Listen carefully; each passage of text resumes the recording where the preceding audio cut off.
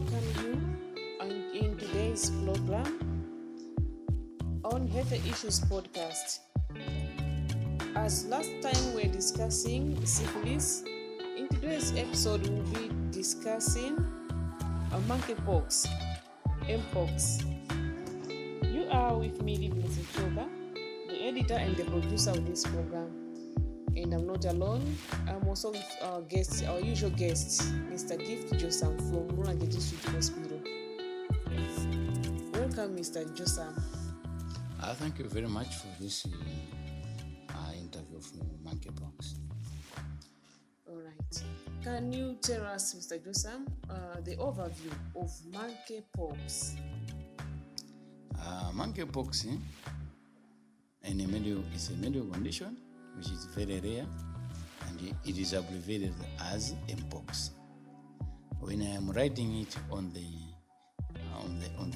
patient's health passport, I don't put it as a monkeypox, but I write it as mpox. It's a rare condition. Most of the time is caused by it's a viral disease, and that virus, it belongs to the family what we call orthoparvovirus family.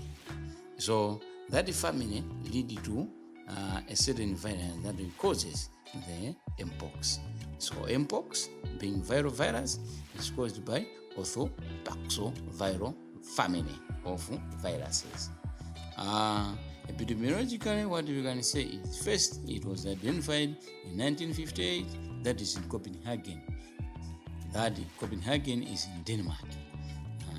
So endemically, it has been attacking Africans, especially in Central and West Africa.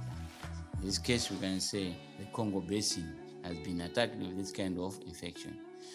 2018, we had an outbreak whereby in Nigeria, 318 cases were identified. And 2022, there was a global outbreak. 1,000 plus cases and 50 countries were affected. That was 2022. And that's according to CDC as well as WHO in terms of monkeypox epidemiological data. This one, as I said already, that it is a rare condition. It is a rare condition. It has got some stages whereby the incubation period might be 10 to 21 days. If it has attacked you, it will remain in your body from 10 up to 21 days before you exhibit any clinical presentation. And another stage is the prodromal phase, whereby it's 1 to 3 days only. And the rash phase is 1 to 4 weeks.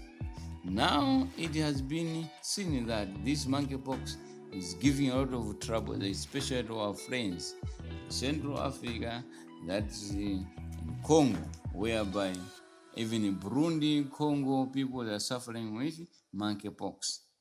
That has a reason because of the following reason. The suggested reason by other non-governmental organizations, they are saying that the monkeypox that was there by then, 1958, encountered by the Copenhagen, the Denmark one. Those guys, what they did, they produced the vaccine and they stabbed all the nation. Now, because it is in Africa, and Africa were very poor, we are failing to dispense all those kind of vaccine. As such, the transmission and the passage is very high. So what we need to do as a machinery or as a continent, we just need to fetch those kind of guides on how we can be able to get the vaccine necessary for this kind of conditions. So that's what I can say about the overview of the monkeypox or mpox. Viral infection, for sure. That's what I can say. All right. Now, so how can monkeypox, the mpox, be transmitted? Mpox transmission, it has got 3 modes of transmission. Number 1 transmission is to animal to human contact. Why? We have got rodents in our homes and primates in our homes. Rodents shall imply, rodents is an English. It's like these cockroaches these small things that found in home when you are not taking care of your home massively. If the hygiene is inadequate in our home, the expectation that the monkeypox can attack you is very high.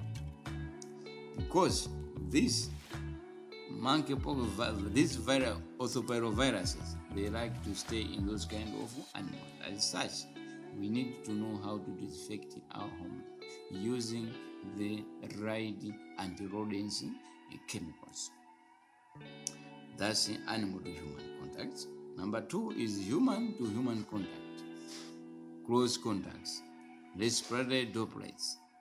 When you are very close to someone else who has diagnosed with monkeypox, the chances for you to get it is very high.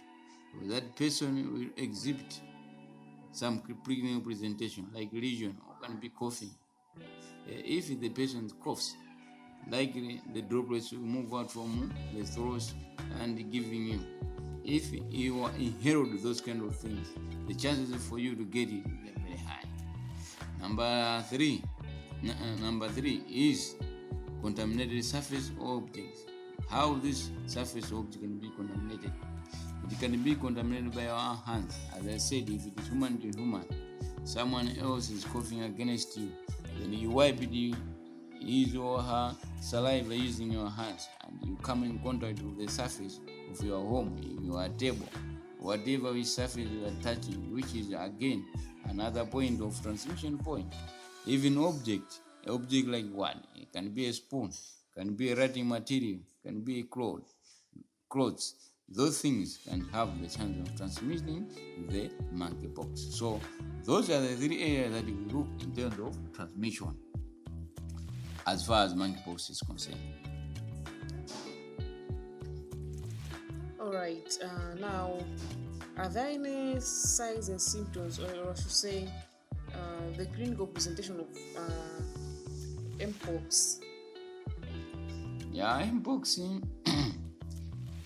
It's a tricky condition. You can exhibit a clinical presentation, or sometimes you can be dormant. But we cannot figure out what the patient is suffering without seeing clinical presentation or getting what he or she is complaining about. Number 1 thing is fever.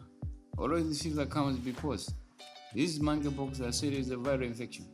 And when the virus enters in the body, it will trigger what we call the immune response.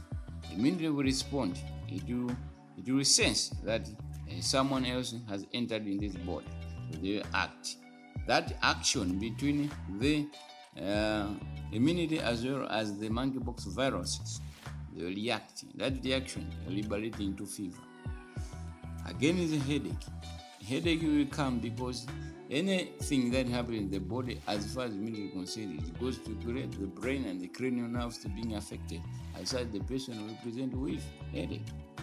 Muscle and joints pains. Why this thing? Because most of the time, these things you do in the muscle is where the production of erythropoiesis takes place. As such, pains might exhibit in this kind of things.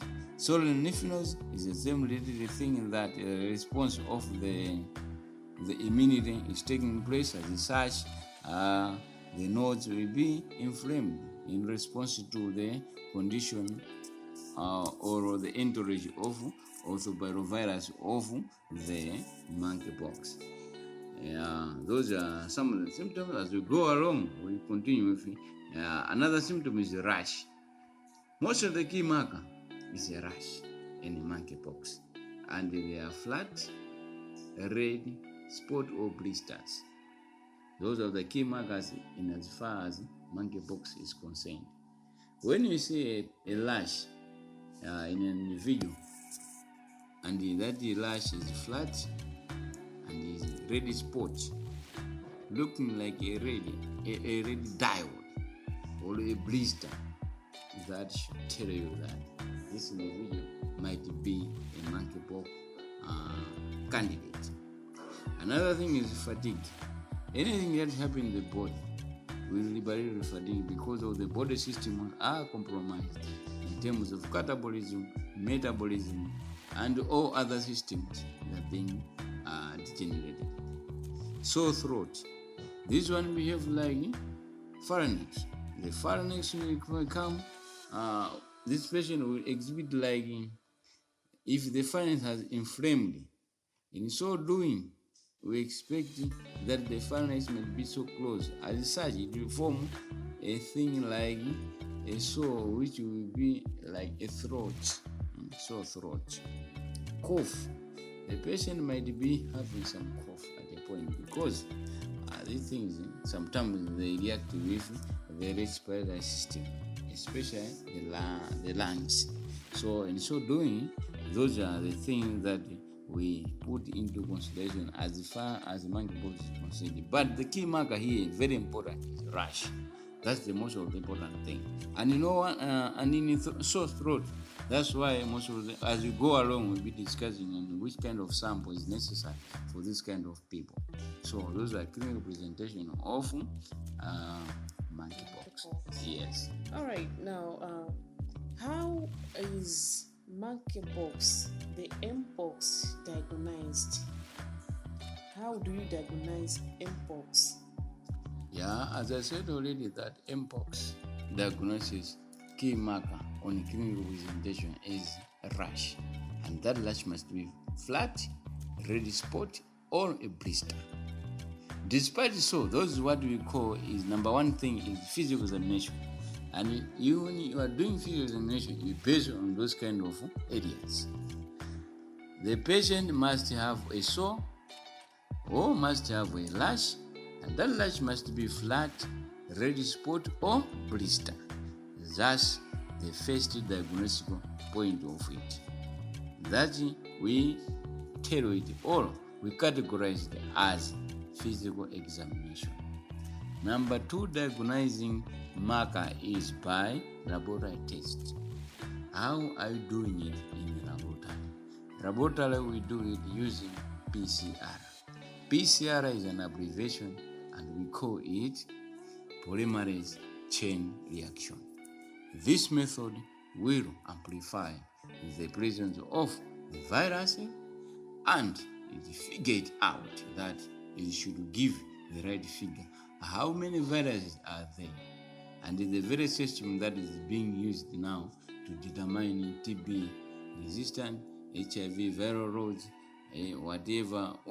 whichever counting, it is done by polymerase chain reaction. That is in laboratory. Number two, we can do it using serology. Serology, you have got rapid kits. Of course, this time around they are not common. Rapid kits, we collect the sample on the lesion or on the red spot, flat spot blister one. Collect the sample there. We put it on the cassette. The cassette will move using the right buffer, and it will give us the results pertaining to the how the manufacturer has instructed us. So those are some of the diagnosing things. However, in addition to that, we have got imaging studies whereby we have got computer tomography. Computer tomography, it looks on how the brain is working. Is the brain affected or not? If not, the CT will tell us the brain is okay. However, you might have some other junkies seen on the computer tomography. And in imaging studies, again, we have got MRI. MRI is magnetic resonance imaging, whereby again we match more focus on how the safety of the brain is. And the brain is being looked into by the sonographers. Best sonographers will be able to give us image on how this the monkeypox has it infiltrated with the brain or not. If it is not, it will show. If it is yes, it will show that the brain has been infiltrated with the monkey viral particles. So those are how we can diagnose the monkeypox. Sure. All right, Mr. Josam. I think everyone now is having the picture of what mpox is. Now, how can mpox be treated?